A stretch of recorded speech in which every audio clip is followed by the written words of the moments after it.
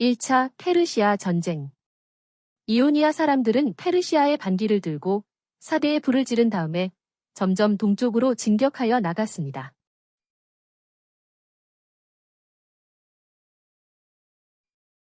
그러자 다리우스 히스타페스는 군대를 보내어 사대에서 이오니아 사람들을 죽이고 BC 493년에 밀레투스를 진압하였습니다.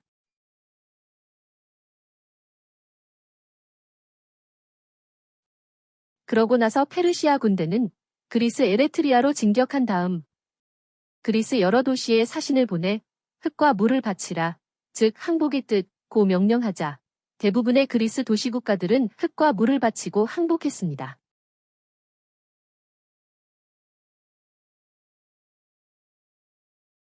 그러나 아테네, 스파르타, 에레트리아, 세 도시만 다리우스 히스타페스가 보낸 사신들을 죽이고 반항하였습니다.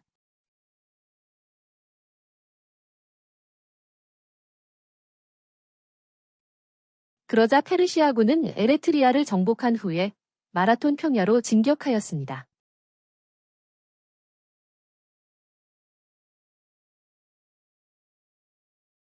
아테네는 그 소식을 듣고 스파르타의 지원을 요청했지만 거절당하였습니다.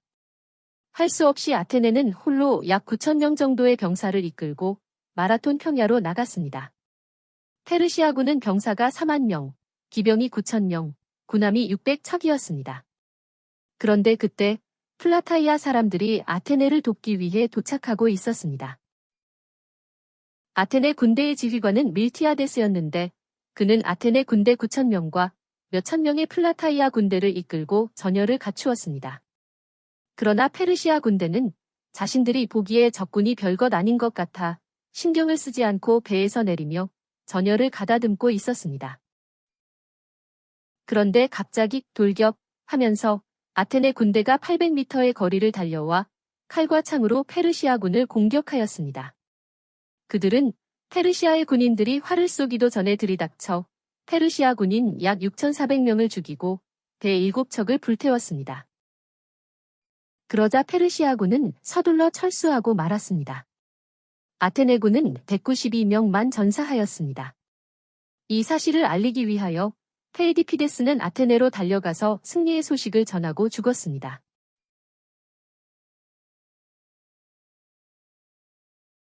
이 거리가 약 42.195km였는데 그것을 기념하기 위하여 올림픽 경기인 마라톤이 생겼습니다. 한편 페르시아 군대는 마라톤 평야에서 철수하여 배를 타고 아테네로 향하고 있었습니다.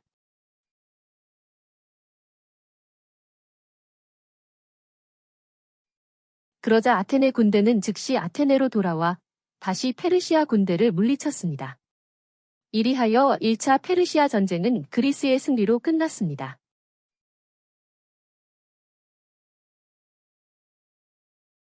여기서 주 10일 제2차 페르시아 전쟁을 살펴보겠습니다. 주 10일 제2차 페르시아 전쟁. 제2차 페르시아 전쟁은 BC 480년에 다리우스 히스타페스의 아들인 크세르크세스, 즉 아하수에로, 에스더의 남편이 일으켰습니다.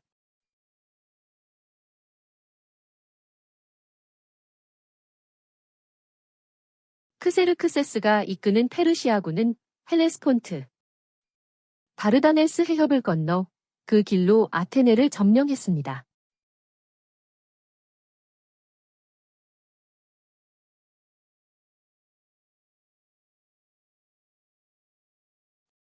하지만 아테네의 지도자 데미스토클레스는 페르시아군이 도착하기 전에 미리 사람들을 대피시켜 인명피해는 없었으나 도시는 회복 불가능할 정도로 파괴되었습니다. 그 후 그리스 연합 함대는 살라미스 해협에서 페르시아 함대와 최후의 결전을 벌여 승리를 거두었으며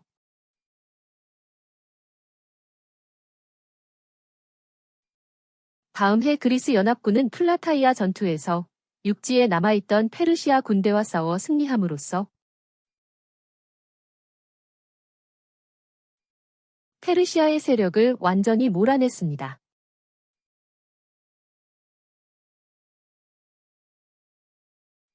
지금까지 페르시아 전쟁 1차, 2차를 보았습니다.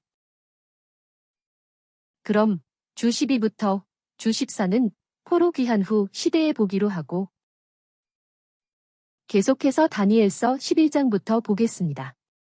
다니엘 11장 3절부터 보면 그 후 그리스에서는 한 강력한 왕 알렉산더 대왕이 일어나서 큰 권력을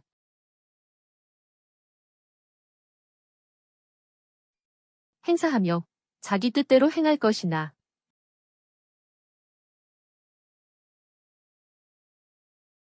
그가 일어설 때에 그의 왕국이 깨어져 4개의 나라, 즉 프톨레미, 이집트, 카산더, 마케도니아와 헬라, 리시마쿠스, 트라케와 소아시아, 셀류크스, 시리아와 메소포타미아로 나누어져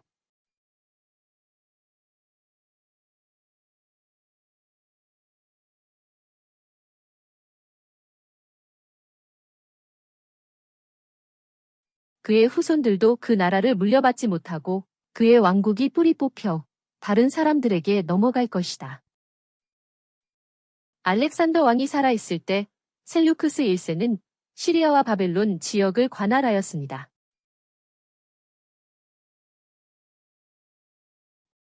그러나 알렉산더가 죽은 후에 안티고누스 장군은 셀류크스 1세를 쫓아내고 그 땅을 차지하면서 스스로를 알렉산더의 후계자라고 자처하였습니다.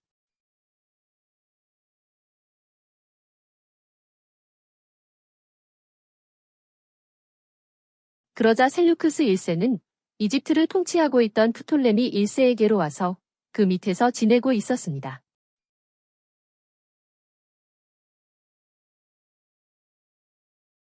한편 카산더는 알렉산더가 죽자 알렉산더의 아내와 아들을 살해하였습니다. 다니엘 11장 5절부터 35절의 내용은 남방왕, 즉 이집트의 프톨레미 왕조와 북방왕, 즉 시리아의 셀류크스 왕조와의 전쟁에 대한 내용입니다. 이 전쟁, 즉 다니엘 11장에 나오는 내용은 북방왕국 시리아와 남방왕국 이집트가 약 150년 동안 싸움을 한 전쟁입니다. 그런데 그 사이에 이스라엘이 있었습니다. 그러니 유대인들이 얼마나 고통을 당하였을지 생각해 보세요. 이때가 바로 신구약 중간 시대입니다.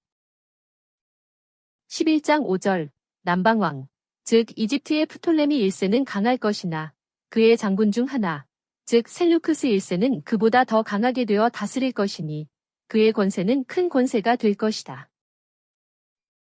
성경 도표 1번 참조.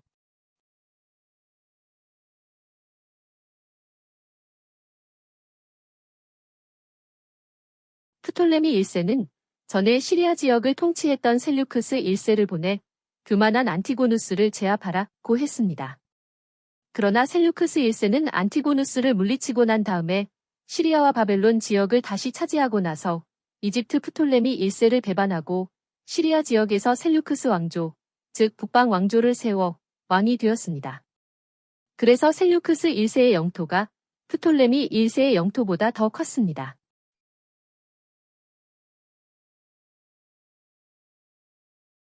11장 6절 몇 년 후 그들 즉 남방왕 프톨레미 2세와 북방왕 안티오쿠스 2세가 서로 연합할 것이며 남방왕의 딸 베레니케가 북방왕에게 가서 조약을 맺게 될 것이다.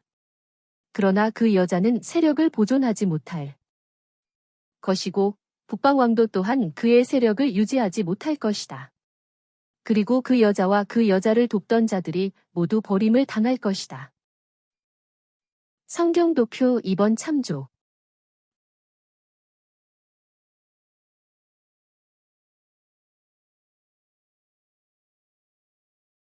세월이 흘러 이집트에서 프톨레미 1세가 죽고 그의 아들 프톨레미 2세가 왕이 되었습니다. 시리아에서는 셀류크스 1세가 죽고 그의 아들 안티오쿠스 1세가 통치하였으며 그 후 그의 아들 안티오쿠스 2세가 통치를 하고 있었습니다. 시리아 왕 안티오쿠스 2세는 이집트 왕 프톨레미 2세와 원수로 지냈지만 이집트 왕 프톨레미 2세가 자기 딸 베레니케를 시리아 왕 안티오쿠스 2세에게 주자 그들의 관계는 우호적으로 되었습니다. 그 후 이집트 왕 프톨레미 2세가 죽자 시리아 왕 안티오쿠스 2세는 이집트에서 온 두 번째 아내 베레니케를 버리고 첫 번째 아내 라오디케를 다시 사랑하게 되었습니다. 그러자 두 번째 아내 베레니케는 남편 안티오쿠스 2세를 독살하고 그녀의 아들을 왕으로 세우려고 하였습니다. 그때 첫 번째 아내 라오디케는 남편 안티오쿠스 2세를 죽인 베레니케와 그 아들을 죽인 다음에 자기 아들 셀루크스 2세를 시리아의 왕으로 세워 통치하게 하였습니다.